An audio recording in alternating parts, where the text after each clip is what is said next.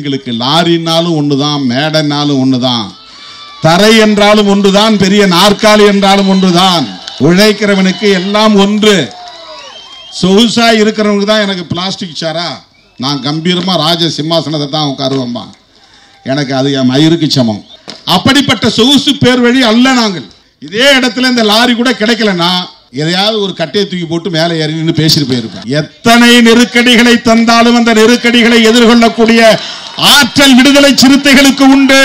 நெருக்கடிகள் சூழ்ந்த போதும் கொள்கை நெறிப்படியே வாழ்தல் வீரம். பதவி ஆசை காட்டி எங்களை வீழ்த்த நினைத்தாலும், அச்சுறுத்தி எங்களை வீழ்த்த நினைத்தாலும், ஏற்றுக்கொண்ட கொள்கையில் இருந்து ஒரு அடி கூட, ஒரு அங்குடம் கூட பின்வாங்க மாட்டோம். அதுக்கெல்லாம் வாய்ப்பே கிடையாது. அப்படி ஒரு நிலையில் விடுதலை சிறுத்தைகள் சமரசம் செய்து 10 இடங்களில் வெற்றி பெற்று என்ன செய்ய போறோம்? நாக்க வழிக்க போறோமா? என்ன செய்ய போகிறோம்? நாங்கள் திருமாவளவனுக்கு பர்மிஷனே கொடுக்கல, மேடை போட நாங்கள் அனுமதிக்கவே இல்லை, போய் நீ வேணா கண்டெய்னரில் நின்றுக்கோ, லாரியில் நின்றுக்கோ, எப்படி வேணாலும் பேசிக்கோன்னு சொல்லிட்டேன்னு அவங்க இப்போ டீ குடிச்சிட்டு சந்தோஷமாக பேசிகிட்டு இருப்பாங்க. டீ இல்லை, வேற ஏதாவது குடிச்சிட்டு இருப்பாங்க, அவங்க சந்தோஷமாக இருப்பாங்க. எங்களுக்கு லாரினாலும் ஒன்று தான், மேடனாலும் ஒன்று தான், தரை என்றாலும் ஒன்று தான், பெரிய நாற்காலி என்றாலும் ஒன்று தான். எங்களுக்கு அது எந்த வேறுபாடு? உழைக்கிறவனுக்கு எல்லாம் சமம், உழைக்கிறவனுக்கு எல்லாம் ஒன்று. சொகுசா இருக்கிறவனுக்கு தான் எனக்கு பிளாஸ்டிக் சேரா, நான் கம்பீரமா ராஜ சிம்மாசனத்தை தான் உட்காருவோம்மா, எனக்கு அது என் மயிருக்கு சமம். அப்படி ஒரு சோஃபாவில் உட்காரணுங்கிறது எனக்கு தேவையே கிடையாது. அப்படி ஒரு சொகுசான வாழ்க்கை வாழக்கூடிய அளவுக்கு நான் வளர்க்கப்படலை. கட்டாந்தரையில் உட்கார்ந்து தான் நிறைய பொதுக்கூட்டங்களை நடத்தியிருக்கிறேன், தரையில் நின்று தான் பொதுக்கூட்டங்கள் நடத்தியிருக்கிறேன், காலில் செருப்பு போடாமல் பல ஆயிரக்கணக்கான கிலோமீட்டர்கள் நான் நடந்திருக்கிற மதுரையில். அப்படி மக்களோடு மக்கள் நின்று பணியாற்றியவன் திருமாவளவன். எனக்கு எல்லாம் ஒன்று என்று எண்ணுகிற போது எனக்கு பிளாஸ்டிக் சேரும் ஒன்றுதான், ராஜ சிம்மாசனமும் ஒன்றுதான். அதையும் நான் பொருட்படுத்த மாட்டேன், இதையும் நான் குறையாக கருத மாட்டேன். இங்க பெரிய மேடை போட்டு 60க்கு 40 அளவுக்கு அகலமான மேடை போட்டு பெரிய ராஜ சிம்மாசனத்தை உட்கார வைத்து என்னை அதில் அமர வைத்தால் கூட எனக்கு மகிழ்ச்சி வராது. நான் வந்தவொடனே அப்படி ஏதாவது வித்தியாசமாக ஒரு நாற்காலி இருந்தால் கூட தூக்கிடான்ருவேன். எல்லாருக்கும் நாற்காலி என்ன போட்டிருக்கோ அதே போடு. என்னுடைய 45 வருஷமாக இதுதான் நான் பண்ணிட்டு இருக்கேன், 40 வருஷமாக இதுதான் பண்ணிட்டு இருக்கேன். ஒரு சின்ன டிஃப்ரெண்டாக கூட ஒரு நாற்காலி இருந்தால் எனக்கு பிடிக்காது மேடையில், அது அவசியம் இல்லை. அப்படிப்பட்ட சொகுசு பேர் வழி அல்ல நாங்கள். இதே இடத்துல இந்த லாரி கூட கிடைக்கலன்னா எதையாவது ஒரு கட்டையை தூக்கி போட்டு மேலே ஏறி நின்று பேசிட்டு போயிருப்பேன். அப்படி இல்லைன்னா நான் பிரச்சார வண்டி வச்சிருக்கிறேன் நம்ம ஆஃபீஸில் இருக்குது. ஆனால் என்னன்னா அண்ணன் ஒரு ஆளை தான் ஏற்ற முடியும், நானும் அவரும் நின்று இருப்போம். அதான் காசிமுத்து மாணிக்கம் நிற்கலாம், என் பக்கத்தில் 2 பேர் தான் நிற்க முடியும். மற்றவங்க எல்லாம் இறக்கி விட்டுட்டு நாங்கள் 2 பேரும் மேடையில் நின்று பேசிட்டு போயிருப்போம், மைக்க கொடுக்குன்னு.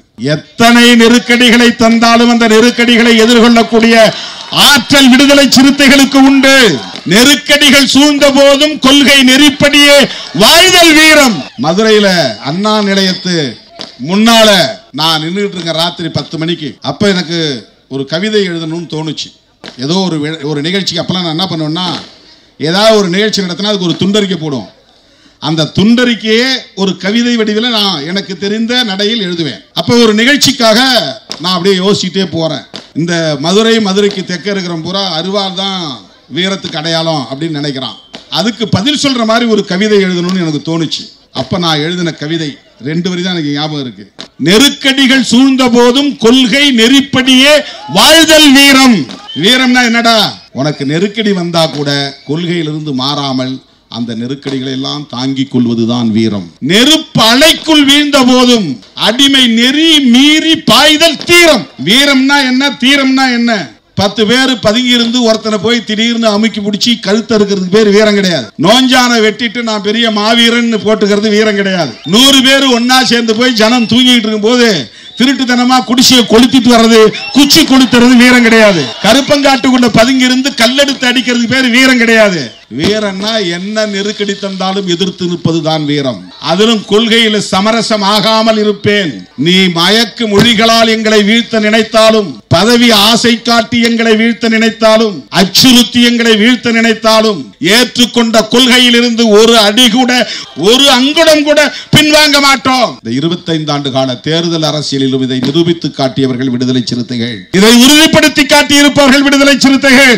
தேர்தல் அரசியல்னா காம்ப்ரமைஸ் தான் அர்த்தம். தேர்தல் அரசியல்னா சமரசம். தேர்தல் அரசியல்னா கரப்ஷன் தான் அர்த்தம். தேர்தல் அரசியல்னா சந்தர்ப்பவாதத்திற்கு ஏற்ப நடந்து கொள்வதுதான் தேர்தல் அரசியல்.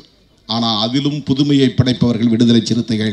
இந்தியாவிலேயே வேறுபட்டு இருப்பவர்கள் விடுதலை சிறுத்தைகள். எந்த சூழலிலும் சாதியவாத சக்திகளோடும் மதவாத சக்திகளோடும் எவ்வளவு நெருக்கடி வந்தாலும், எவ்வளவு பின்னடைவை சந்திக்க நேர்ந்தாலும் அவர்களோடு தேர்தல் உறவை கூட வைத்துக் கொள்ள மாட்டோம். இதை டிக்ளேர் செய்யறது கூட ஒரு கட்ஸ் வேணும், அதுக்கு ஒரு தில்லு வேணும், அதுக்கு ஒரு கெத்து வேணும். அது விடுதலை சிறுத்தைகளுக்கு தான் இந்திய அரசியலில் உண்டு. நாங்க டிக்ளேர் பண்றோம், சாதியவாதிகளோடும் மதவாதிகளோடும் எந்த சூழலிலும் சமரசம் செய்து கொள்ள மாட்டோம். எவனோ வழியில போனவன் அண்ணன் வணக்கம்னு ஒரு சீட்டை கொடுத்தான், வாங்கி பார்த்தா அது மாநாட்டு. உடனே பத்திரிகையில செய்தி போடுறான், பௌர்ணமினா சித்திரை முழுநிலவு நிகழ்ச்சிக்கு திருமாவளவனுக்கு அழைப்பு. உடனே தினமலர்காரன் கொட்டை எழுத்து போடுறான். அது 2 பேரும் ஒன்னா ஆக்குறதுக்கு திமுக தலைவர் முயற்சிக்கிறாரு, 2 பேரும் சமரசமாக போறாங்க. அதுக்கெல்லாம் வாய்ப்பே கிடையாது. அப்படி ஒரு நிலையில் விடுதலை சிறுத்தைகள் சமரசம் செய்து 10 இடங்களில் வெற்றி பெற்று என்ன செய்ய போறோம்? நாக்க வழிக்க போறோமா? என்ன செய்ய போகிறோம்? ஒண்ணுமே வேண்டான்னு நாங்க இருந்தாலும் இருப்போமே தவிர, பாஜகவோடு சமரசம் செய்து கொண்டு, சாதியவாத சக்திகளோடு சமரசம் செய்து கொண்டு 10 பேரை உள்ள அனுப்புறதுக்கு நான் கட்சியை நடத்த தேவையில்லை. அந்த அவசியம் எனக்கு கிடையாது. அப்படி ஒரு நிலைப்பாட்டை ஒருபோதும் திருமாவளவன் எடுக்க மாட்டான். கைகோர்த்து களமாட வேண்டும் என்று விரும்பினோம், கைகோர்த்தோம், களமாடினோம். ஆனால் தங்களுடைய அரசியல் ஆதாயத்திற்காக என்னை மட்டும் தனிமைப்படுத்தி, என்னை ஒட்டுமொத்த சமூகத்திற்கும், தலித் அல்லாத சமூகங்களுக்கும் எதிரி என்று காட்டி என் உயிருக்கே உலை வைக்கக்கூடிய அளவுக்கு போனவர்கள். அதையெல்லாம் மறந்துவிட முடியுமா? அப்படி என்ன பதவி சுகம்? அப்படி அவர்களோடு சமரசம் செய்து கொண்டு கூட்டணி வைக்க வேண்டும் என்று சொன்னால் அப்படிப்பட்ட ஒரு அரசியல் தேவையே இல்லை.